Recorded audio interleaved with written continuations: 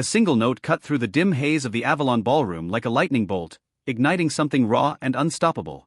The crowd, hippies, Hell's Angels, beat poets, stood frozen as a barefoot woman in bell-bottoms hurled her voice into the night, tears and fury intertwining in a fierce roar.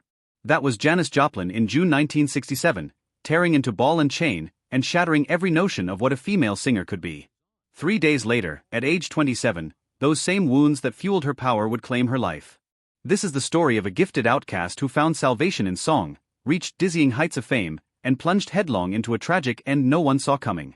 Janis Lynn Joplin was born on January 19, 1943, in Port Arthur, Texas, a small oil town where girls were raised to be quiet, obedient, and keep their heads down. Her father worked as an engineer for Texaco, her mother taught business courses. From the start, Janis was different.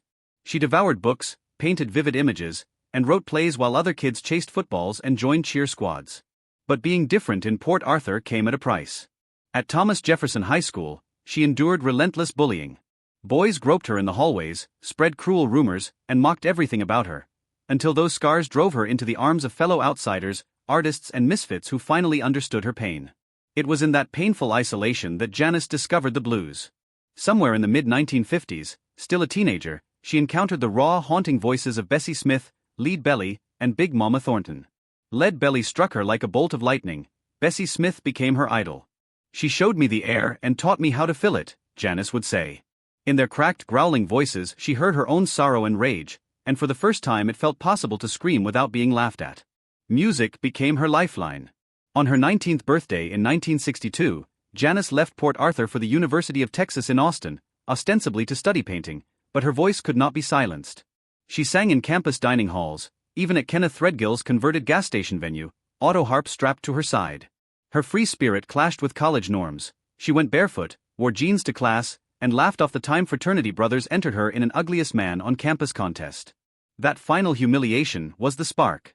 In early 1963 she thumbed a ride west and landed in San Francisco's North Beach, a gritty haven for beat poets and jazz drifters where her unfiltered soul could breathe. Between 1963 and 1966, Janis played every bar and coffeehouse that would have her, rubbing shoulders with future legends.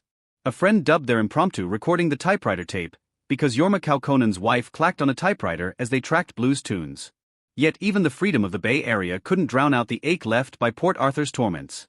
It followed her into relationships, into the studio, into every moment she tried to rise above it. Then, in June 1966, an old friend named Chad Channing called, needing a voice for his psychedelic outfit, Big Brother and the Holding Company. 6 days after that call, Janis strutted onto the Avalon Ballroom stage and changed rock forever. Her arrival was awkward at first. The band's electric sound clashed with her soft folk stylings, and guitarist Sam Andrew later remarked that she looked like someone's mom from Texas. But Janis refused to back down.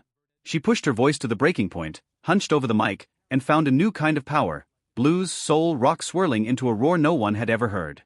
By summer 1967, at the Monterey Pop Festival, she sat to start Ball and Chain in a fragile whisper, then exploded into an almost 6-minute crescendo of anguish and triumph so potent it moved Cass Elliot to tears. In that moment, Columbia Records signed her, and Bob Dylan's manager picked up the phone. August 1968 saw the release of Cheap Thrills, Janis's breakthrough album with Big Brother. It rocketed to #1 in 8 weeks and remained there for 8 non-consecutive weeks, spawning hits like Piece of My Heart and the live Ball and Chain. Though producer John Simon hated the added crowd noise, so much so that he pulled his name from the credits, fans didn't care.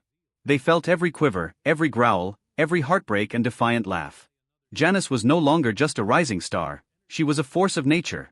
At the peak of that success, Janis stunned everyone by quitting Big Brother. In September 1968 she checked into New York's Chelsea Hotel and told the world she would go solo. She formed the Cosmic Blues Band, a 10-piece ensemble steeped in soul and R&B, trading psychedelic fuzz for horns and groove. Her solo debut, I Got Dem Ol' Cosmic Blues Again Mama, earned gold status within 2 months, silencing critics who doubted her without the old band. Yet behind the scenes, her demons raged. What began with teenage drinking had escalated to heroin and meth. By 1969, she weighed just 88 pounds.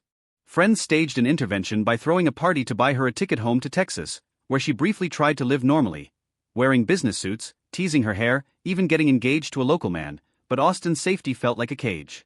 In spring 1970, determined to reclaim her career, Janis assembled the Full Tilt Boogie Band, recruiting John Till and other seasoned pros who understood her frantic energy. In June, she entered Sunset Sound in Hollywood to record Pearl.